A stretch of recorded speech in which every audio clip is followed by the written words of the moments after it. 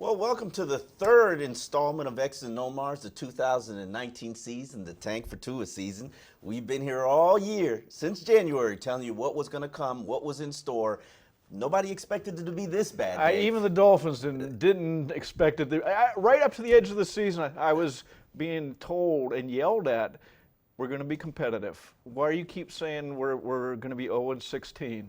And this took them by surprise, the route they've gone down. Dolphins suffer their second blowout loss, 43-0 to New England Patriots. That's, the Patriots have beaten the Dolphins from time to time. Yes, Miami has won 5 out of the last 6 at home. But come on. Let's not pretend like these are two organizations in completely different leagues. And it showed on Sunday. I think the defense had a respectable first half of a performance. But then when your offense can't get first down, can't convert third down. They had 5 straight drives, minus 11 yards. Now, let's give props to the Patriots defense. I think this is going to be, we know the Dolphin offense is terrible, but they're going against a very good defense. And the Patriots have given up 3 points in 2 games. They've scored more points on defense than the Miami Dolphins have scored all season, Dave. We can keep going with these stats. They scored more in 108 seconds than the Dolphins have scored all year. Well, Dave, it's interesting to see what is happening to this team and how it continues to evolve. As Chris Greer spoke earlier, sort of piggybacking on his owner coming out and talking to you, sir, in a correspondence where it basically addressed where this organization is and why they're in the spot that they're in and what their plans are. Steve Ross, out of his own mouth to you, said, we're tired of 7-9. Tired of being 9-7, 7-9. Look, in the last 11 years, they're the only team in the NFL that's had 6 to 10 wins, oscillating between that. Everybody else has been down or up from that. Right on the mediocre merry-go-round. It just keeps going round and round and round for 2 decades, Dave. And even though Steve Ross has only owned the team for one of those 2 decades, he realizes what they need to get out of the abyss is a quarterback. And he, from the press conference where he fired Adam Gase, he basically said, hey, this is going to be painful. It's going to be a while, but we're going to rebuild this thing from the studs. You have to give them the credit. They realize they're not smart enough to do it any other way. Okay? They've had chances for quarterbacks. Just last draft, they saw Lamar Jackson. How's Lamar Jackson looking, Omar? And who wanted him, Dave? Oh, it makes me cry watching how good he is. This is going to be an ever-evolving thing, but let's address the continuation of the purge, which means the trading away of 2018 first-round pick Minkah Fitzpatrick, a starter for the past 2 years, probably one of the 5 building blocks that you wanted to build this team around. Larry Tunsil, wasn't he on that building block also? He was, and this is the same guys that draft him are trading them now. So we've got 2 building blocks left here in cornerback Xavier Howard. And then in Jerome Baker. That's about it. That's anything else? That's it. Anything else? You have some other guys who will be there, but you don't have building blocks. Those are so it. You got 2 of 5 left, Dave? So it's a bold plan. It is a bold plan. But again, I get back to it's the last refuge of dumb franchises. Okay? They realize we can't do it any other way. So let's do it this way. Minkah Fitzpatrick. I know where you stood because you wrote a column, Hated it. Drawn a line. You do this, and there's no turning back. I don't get it. I really don't. Here's a 22-year-old that you loved. Chris Greer stood up to his owner in the draft room. Chris Greer loved. Chris Greer loves, and this is Chris Greer isn't, he said no Lamar Jackson because we're taking Minkah Fitzpatrick. We're not going to trade back with the Packers. With the Saints. The Packers, we're going to let the Packers do it, and we're going to take Minkah Fitzpatrick. He's sitting there. We love him. We're going to take him. That's what we wanted. Now we don't love him anymore in a year. I get the plan. It's not that they didn't love him anymore. He didn't want to be with them, Dave. Oh, I don't want to hear that. If he doesn't believe in your vision. I don't want to hear that. I know you. Who's the biggest Dolphin ever? Dan Marino. And what did Dan Marino do in late 80s when they were struggling, they didn't make the playoffs. He went to the Dolphins and he said, I want to be traded. So don't give me this stuff. Oh, he didn't want to be here. He wanted to be traded. That is nonsense. Now you're going into my wheelhouse. That is nonsense. Dave. Let's bring it on. You would have traded Dan Marino. Okay. You would have said, let's trade Dan Marino. I would have traded Minkah Fitzpatrick for the possibility of getting the next Dan Marino. And right now, what you're not factoring in is Minkah had some cards to play. And Minkah played those cards, and he played them brilliantly. If you're on an Alabama team who would we just so happen to be tanking for this season, Dave? Well, I think we're going for either Tua or it's a 2-year tank. I'm not sure right now. Listen, either Trevor Lawrence in 2021. If you're tanking for Tua, and Minkah Fitzpatrick has an open line of communication to Tua, and Tua could possibly, let's just say, you know what? I don't feel comfortable with this franchise. I think I'm going to pull an Eli Manning, and I want to play for another franchise. Because I don't believe in the leadership, I don't believe in the direction, and I hear the coaches let me ask you, do you think all of a sudden because they traded Minkah that then following your thinking that that management got really smart all of a sudden and now I want to be drafted by the Dolphins? If following your logic, then it doesn't mean that the Dolphins are any smarter just because they traded Minkah. If I got the equivalent of Minkah, let's just say Pittsburgh Steelers have the 16th pick, and I get, have the 6, and I get a player 6 picks lower than I got from Minkah and some change in the later round draft picks. You don't think that's fair value for a guy who was your nickel cornerback? Well, he wasn't your nickel. He shouldn't be your nickel cornerback, okay? He was. Well, he was. What was he last year? He was on the boundary. Like 3 games at safety. A guy with no position. So you just think. As Chris Greer called him when they drafted him, a Swiss Army knife. And that is his talent right there, right? And what's supposed he doesn't believe in your vision of him as a Swiss Army knife? What's supposed he says, well, you know what? Then I'd say put him at free safety for the year. Because what are you doing this year? You're not going to win. Get him there, get him comfortable, and then down the line, spread out his role a little. I get that he wasn't unhappy. Put him in a position. So you're letting the player call the shots absolutely on that and this, as opposed to let's play him 5 different positions. Yes, put him in.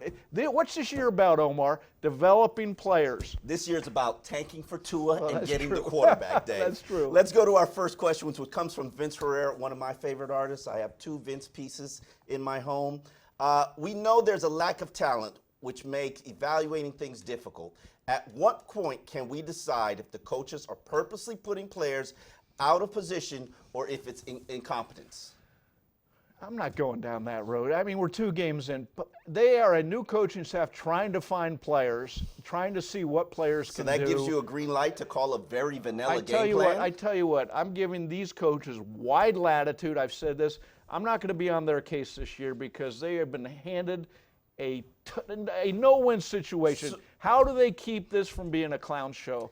It's going to be very difficult for them. So you're going to drop 8 and 7 into coverage on 3rd and 17 and 3rd and 12 and have Charles Harris as your only legit pass rusher on your team? And that's a great strategy? Well, you want to rush? Okay, drop 8 into coverage. It has to rush 4? How did rushing 4 do for them all day? Listen, they got no pass rush. They could have rushed and should have rushed 6. At least be aggressive. And they still wouldn't have come close. It doesn't matter. Try. Well, they did try. Back in the cloud coverage against Tom Brady? You don't like what they tried. And okay, right? And I get it. but rushing 3 or 4 with those rushers, are you kidding me? That's what we're arguing. That's what we're really arguing over? I would have rather paid the price being aggressive, giving players a chance. That game, when Tom Brady converted that 3rd and 12, it was 13-0. 13-0. Maybe the defense holds them, maybe they punt, and maybe the offense gets their act together and scores 7 points, and we got a game, Dave. I'm cloud coverage? Here's the logic of the cloud coverage. 3rd and 12, was it? You keep it in front of 12. But they weren't in front of 12. They weren't in front of 12 is my point. Look, I'm not going to. We are so big picture with this season. I'm not going to get down to a 3rd and 12 defensive call. Let's go to Kenyon Drake. Let's get to Kenyon Drake. I would agree with you here. This one, Dave, is going to back down on. Because Dave is a Kenyon Drake fan. Hey, he doesn't do what he's told. He improvises too much. He doesn't run through the right gap. Who cares? He gets big plays. That's been Dave Hyde. You got it. You got it. They won't play him. I don't get it. I don't get it. Look, I get you fall in love with Kellen Balazs, okay? And I have no idea. Work ethic, Dave. I have no idea how much is Kellen Balazs averaging yards per attempt? Well, what's that line like in front of him, Omar? I'm just saying. What's Kenyon Drake averaging? Dave. You're armed with stats. What's Kenyon Drake at? 3.1. 3.1. I mean, Kenyon Drake can get 3.1. I'm with you. I mean, the Kellen Balazs experiment. Hey, he's a building block. On the second play of the game, he drops a pass. Later in the game, he bobbles a pass that Jamie Collins intercepts and takes the other way for a pick six. I mean, I get it, but put Kenyon Drake, put him in there and play him. Beyond that, his contract expires at the end of the year. For a team that is but not. But you don't plan on re-signing him, Dave. I know, so play him. Play him. Trade him, Dave. Trade him. You're going to get nothing for him. Come on. Okay. OJ Highway has our next question. How many games like the one that we saw versus the Ravens and Patriots can this regime take before the front office says enough is enough? Or does that happen all this season? 6, 7, 8, 9, 10. I'd say 14 more games. I think that's where we're at. Omar, I don't want to get ahead of myself, but they're going to Dallas this week. Yes. So it ain't going to stop this week. Okay. All right. Mr. Larry asks, what's harder to find in the NFL, a franchise QB or a franchise head coach? Well, look at the Hall of Fame. There are quarterbacks in the Hall of Fame who didn't have Hall of Fame head coaches. There are no head coaches in there who at the height of their careers didn't have a Hall of Fame quarterback. But my point is you need both of them. You need both. You need a Belichick and a Brady to have a successful franchise. And let's remember, Belichick's the one picking the players, okay? That's what you need too. I have seen this franchise go through the Cam Cameron era, the Joe Philbin era, and we all know Cam Cameron was not a head coach, did not belong in a head coach's position, and neither did Joe Philbin, if we're going to be honest about it. But you still hired him anyway. And who hired those? Two owners, two different owners. Yeah. And to me, it's about leadership. And leadership gets you to where you need to go. Leadership makes that tough call of Lamar Jackson instead of Minkah Fitzpatrick. Leadership, I mean, let's be real. Let's be honest about it. Scared money don't make no money. And this organization and franchise has been scared. Right now, you picked a 500 play defensive tackle instead of a possible franchise quarterback. Not to say that, Dwayne Haskins is going to turn into a franchise quarterback. Well, what if he does? Well, they decided we're going down this route for next year back in January, February, March, right? And they said, look, once the past few years, they could have taken any number of franchise quarterbacks, and not even just Carson Wentz, Patrick Mahomes, Lamar Jackson. Well, that's going way back. I'm keeping it in the last few years where you don't want to open up old wounds. There are so many they could have taken. You don't want to open up old wounds. But the point is, I think you need both those guys. Okay, so time for true false, Omar. My favorite game, Dave. Okay, first one's up from Andy. True or false? Minkah Fitzpatrick takes the field on Sunday. He absolutely will take the field on Sunday. For the Pittsburgh Steelers, they'll probably put him in at free safety, even though he's only been in the defense for 1 year. They're investing in their young players. But here's the thing. They traded a top 16 pick for a player that they felt was worthy of developing. Clean prospect. Well, so did the Dolphins. They took him number 11th.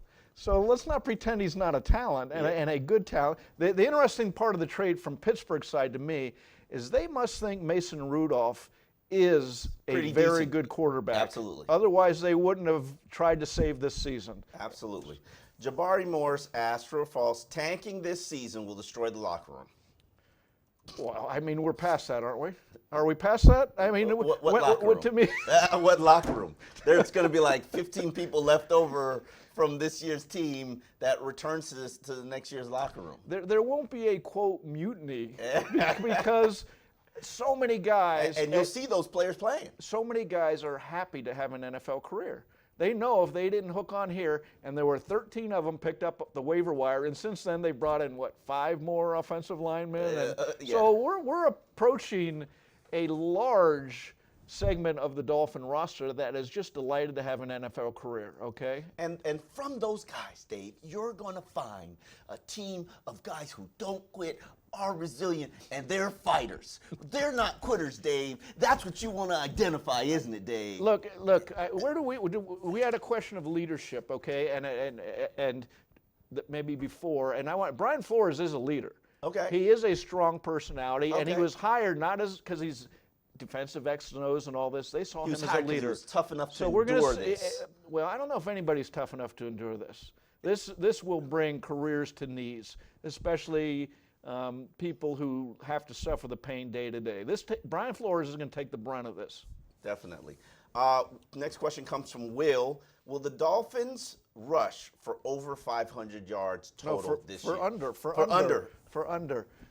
True, they will. They will rush for They weren't they at under 40? 500. Check your stats. They're at like 40. They had 21 in the They're opener. 63, Dave. 63 in 2 games. That's over. Nah, they're going to be over. Even I can't. They're going to be some historic I think it'll numbers. be under 1,000. Yeah, they'll be under 1,000. Oh, man, this is... Look, Sony Michel had 81 yards rushing Sunday. That's more than all the Dolphins have this year, and it'll stay that way. All right, Omar, true or false? From Leon. With the cap space and draft picks the Miami Dolphins have in 2020, will the Greer-Flores tandem survive a non-competitive 2020 season? Absolutely. Yeah. You can't expect to win with a rookie quarterback, but I have good faith in Tua Tagovailoa. You're practicing that in front of the mirror. I'm practicing that, yes. I have good faith that Tua is going to be able to get this team to 7-9. They're going to put, let's say, $80 million into investing in veterans, hopefully an offensive line, please. Omar, what if they decide, and I'm fascinated by this one. Yeah. Hey, we aren't going to win next year. Let's tank again, get Trevor Lawrence, and we can trade either Tua or Trevor for a bevy of draft picks that will set us up for the next decade. If you're a tanker, go in on that. Oh, you don't like that idea. They cannot survive. I don't know that. Listen, it'd be very difficult. Clearly, I could tell you there was a shift in the organization's thinking because, one, Chris Greer came and gave us a surprise press conference. And in that surprise press conference, 2 things were very telling to me. One, Chris Greer said, yeah, we've got $140 million in cap space. We're gonna go spend that. We're gonna be aggressive. We're gonna get back to doing what Steve Ross does, which is make it rain on free agents. And we're gonna rebuild this team. I'm curious to see how that plays out. Was he saying that because trying to calm the waters a little, or are they really gonna go out and get another Ndamukong Suh? Or because you talk about if you're going to build it the right way, you don't do that. You do not do that. But listen, this pain that you're going to be put through, you better get to a good offensive line. Absolutely. You better get a pass rusher on this team because you know you don't have one. So you better figure out whether or not you want to spend $100 million offensive on a pass line rusher. is if we're looking what's going on in the NFL. Andrew Luck retiring because he's hurt. Other quarterback. Look what happened to the aging quarterbacks. Look like they're going out. But there's a new generation coming here. Mahomes and Mahomes. That's it. Mahomes, Wentz, Prescott, and Tom Brady will still be around for 20 more years. But the amazing thing about the Patriot game to me, watching, they had 3 backups on the offensive line. 3 backups. Both tackles and a center. It's Tom Brady. It tells you how great Tom Brady and the offensive line coach, Dante Scarnecchi, are. So, anyways, okay, 5th question from Kevin Beal. True or false, Omar? No Miami receiver running back will eclipse 1,000 yards this season. Obviously, there's no ha-ha after that, so I'm assuming it's a serious question. Obviously, we'll need an offensive tackle next year to build with Tua. But do we draft one in the first round or get the top tackle in free agency? I think you do both. I think you have the resources. You got 3 first-round picks. Why wouldn't 1, if not 2 of them, be spent on your offensive line? If I am the Miami Dolphins right now, I draft Tua number 1. Clearly, that's what this whole season is about. And then I use my other 2 first-round picks to draft offensive linemen, or I use a first to trade back and get more picks and take an offensive lineman with the second round. Omar, sticking with your conspiracy theory of why they traded Fitzpatrick, what if Tua says, I'd really like one of my receivers to come Oh, here. you can too. have. You want your You receiver? want your receiver? You Bring want him a on! receiver? You can have your receiver. Who do you want, Tua? You are running this organization. I'm agreeing with that. All right, sixth and true-false question from John Pardue. Since we are not even competitive, is there a chance that Tua will refuse to play and ask for a trade like the players who are jumping ship? It is a chance. It is a possibility, and which is why I think he holds all the cards. Right now, if I'm the Dolphins, and I'm being real with you, I'm trying to find out which agent he's going to sign with. And that agent is going to be very, very, very friendly with me as an organization. You know who else you better be talking with and burning up? Nick Saban? Nick Saban, our old friend. Our old friend Nick Saban. Nick Saban, who happened to coach the Miami Dolphins Yes, and he did. was in this environment and really left after 2 years because he hated this environment. Oh man, would you have to kiss up to Nick Saban, Dave? I think you better. You better be in Tuscaloosa and then saying, hey, what do you think, Nick? And who was to further your conspiracy? Who was Nick Saban's favorite player? He's on record As little Nick Saban. His favorite player was Minka Fitzpatrick. Oh, gee, how these things just coincidentally happen, Dave? All right, seventh question from Justin Dunker. True or false, the Dolphins will win more than 2 games this Dave, did you really start laughing before you finished the question? Will they win more than 2 games? Omar? It'll be false. Trust us, it'll be false. I said before the season the easiest money ever. Vegas had a 4.5 over/under on wins in the season. And that was before the Tunsil, the trade, Tunsil and Stills, and now the Fitzpatrick and all the. Ooh, that was easy money, Dave. 2. That would be disappointing though, because they do have teams on the schedule. Washington in the 5th game. Hey, they man, play the Bengals. You got to lose to them. You They play the definitely got to lose Giants. to them. The Giants. Oh, you definitely got to lose to them. Because if they have their quarterback, they can go out and ship to whoever they want. Might explain why the Dolphins need 3 first-round picks. You bet. You better take them one at a time, Have Omar. you hedged your bets, Dave? I haven't hedged anything. Well, we've got a very tough, formidable opponent coming up on Sunday as the Miami Dolphins travel to Dallas to play in the Coliseum of NFL stadiums. That thing is a monstrosity. It is ridiculously large, and I feel like I am watching the game from a skyscraper. Yeah, it's kind of weird in American sports now. You watch that in that stadium as a fan. You watch it on TV. Mm-hmm. It's very weird. You go to a game live, you go to a game live and and the you're jumbotron, the screen is so big and in front of you. You watch it on TV. It's easier to watch the game on the TV than why it is do you the go full to a field. game and watch it on TV? I don't get it. That's where we are. But this is a very interesting opponent. I think that the Dallas Cowboys, I idolize them. I admire them.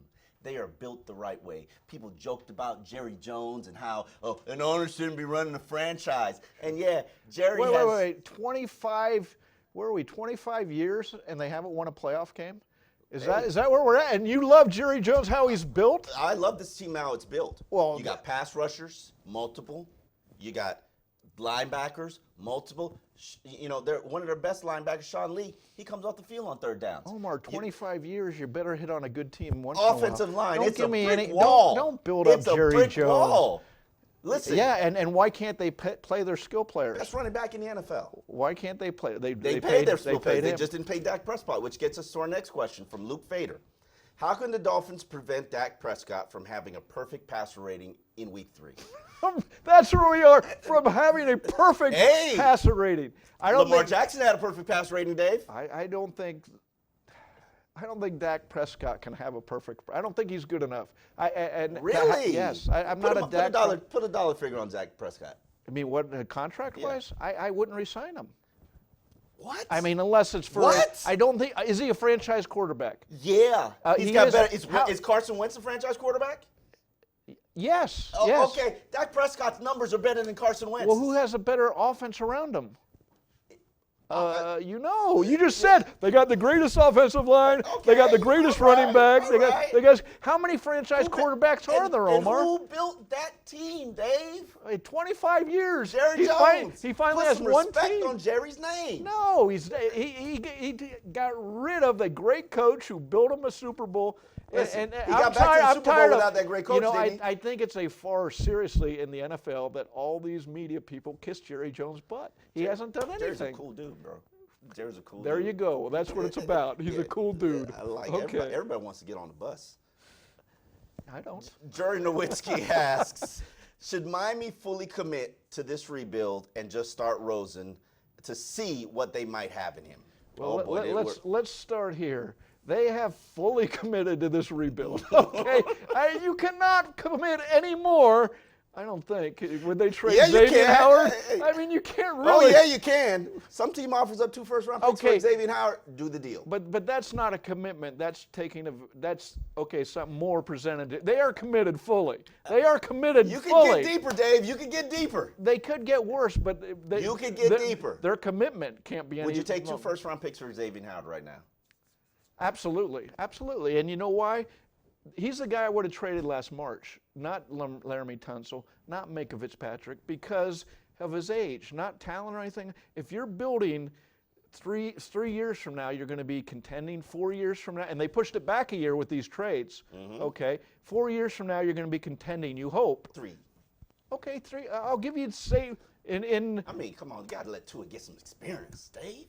But all these other, the 2020 drafts are going to be their second year. Are they going to be ready to contend for a Super Bowl title in their second year? No. Okay, so 4 years, right? It's 2020. So anyways, Xavier Howard, who is 26 now, will be 30. That is the Netherland of NFL cornerback, great NFL cornerbacks. There are some still playing, but there's one Pro Bowl cornerback who was 29 this past Pro Bowl. Darrelle Revis played well in his 30s. Let's not pretend like he didn't. Okay, is Xavier Howard going to be that exception? Do you want a book on that he's going to be that exception? Greg Grimes was still an elite player 12 years into the league. Yeah, I'd put my money on it, but I'd still take 2 first-round picks for him. Well, that's my point. That's my point. I would take 2 first-round picks for him. Okay, how could Mike Dolphins asked if you could pick any 2 players that could shock you and turn into long-term starters for this team, who would you pick? No, now they're not including Xavier, and they're not including Wilkins, even though you should include Wilkins. But we can't include Baker? You could include Baker, man. Okay, Come on. Baker's had one decent season and really isn't off to as hot a start as everybody expected this year. Wait a second. The question is Dolphins, right? Yes. Okay, so yeah, I would pick 2 players. Shock us. Shock us. I don't think there are any that. Are we talking good or like Preston foundational? Williams could shock you. Preston Williams could shock you and become a foundational player. He leads the teams in receptions right now. I don't think you have gotten as much value out of him as you could have potentially. Look, he's an undrafted rookie. Yes. You got to develop him. Yes. We saw the athleticism and the things he can do in preseason. I'd go with that. I mean, is Jesse Davis going to shock you? No, but he's a guy you need to come through this year. Mike Gesicki? No. Not a foundational piece for you, Dave? Mike Gesicki not a foundational piece? Come on, what have you seen? Charles Harris? Now you're going for low comedy. You're going for low comedy, listen, Omar. I am just asking you. Look, Kalen Ballage, foundational piece. Could he shock you, Dave? Yeah, he could shock me. All right. He could. I mean, there's a chance because you see his speed and his size. So could he? Yes. If you're going to give me 2 players, I wouldn't mention him. Okay. Chris James asks, final question, X's and Omar's. How many players do you think on the current roster carry over to the next 53-man roster? We can name them, because honestly, we can name them. I mean, to answer that question realistically, what are they going to try to do next year? I don't know yet what they're going to try to do next year. Jesse Davis is here. Michael Dieter is here. Kalen Ballage is here. You're not going to go through all 53 names. I can. Preston Williams is here. The little Jakeem Grant is here. I don't know about Did you Albert, just say Albert the Wilson. little? The little receiver. Albert Wilson? Charles Harris, I don't know if he's going to be here. Josh Rosen is here. Maybe not as a starter, but he'll be here. Maybe. If some team wants him, you're not trading Josh Rosen right now? Well, what are you going to get for him? 4th round pick? No. Would you take a 4th round pick? No, you need a backup quarterback. He's Okay, he's at cheap. $1.5 million next year. But what if he's not good? He's a third quarterback. How many quarterbacks are good? I mean, but what if he's really not good? Well, you saw him throw some nice passes on Sunday. He threw a nice deep ball on Sunday, and about two or three of them. So there's something there. Now, is it franchise quarterbacks? He also threw passes that sprayed everywhere. Yeah, he did. And took 2 sacks. Well, we're not. And threw an interception. Okay, but the question is, could he be your third quarterback or second quarterback? The problem that I have. Could he be a backup quarterback for you? Yeah, he could be. That's my point. Here's my problem with the people who are pushing for Josh Rosen to start. What you saw on Sunday, last week, the sacks, the interceptions, the misfires, and he might throw you a big pass and connect on some passes to the tight end. But consistently, when you add it all up, the sacks, the interceptions, they can't read the defense. You're asking for trouble. You're asking for trouble that'll help you get the number 1 pick. You're asking for trouble. They've been outscored 110 to 10, 102 to 10. But if you're saying, don't start him. You're asking for trouble. What's the differential going to be if they play him? It can get uglier, Dave. Uglier than this first 2 games. It can get uglier, Dave. That is ugliest. We're at the superlative. I think we're at the point where my point would be something else, which is, does it really matter? I mean, they're not in a position to succeed. Anybody who thinks this is Ryan Fitzpatrick's fault, no. Come on. Now, to your take on Josh Rosen, what has Ryan Fitzpatrick done, and why? Because they don't have the time, resources, or supporting cast to do anything. So let's not say this is Josh Rosen's awful or Ryan Fitzpatrick needs to be replaced. We're beyond that this season. In the preseason, I thought start Rosen, but now I'm like, whatever. It doesn't matter. This is preseason, Dave. It'll be 14 more preseason games, so you can do whatever you like. The pain, Omar. The pain. Well, we need a prediction for this week's game against the Cowboys. What you got, Dave? I dropped all pretense, Omar. Okay, the first 2 games.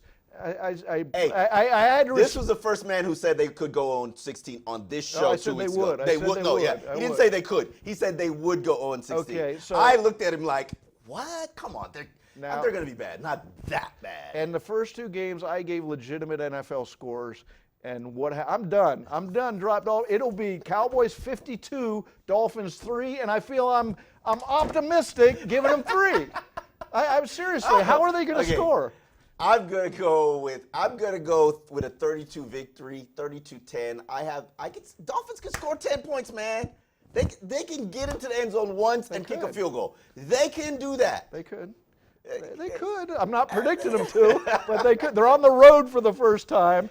And here, as you know, one of the NFL saying is, bad offensive lines don't travel. Well, they didn't play at home well. What is going to happen now? All right. Enough of the show. I think we've had too much of a good time. We'll be back here next week. Yes, we'll punish you again next week. This season continues to march on. Tank for Tua.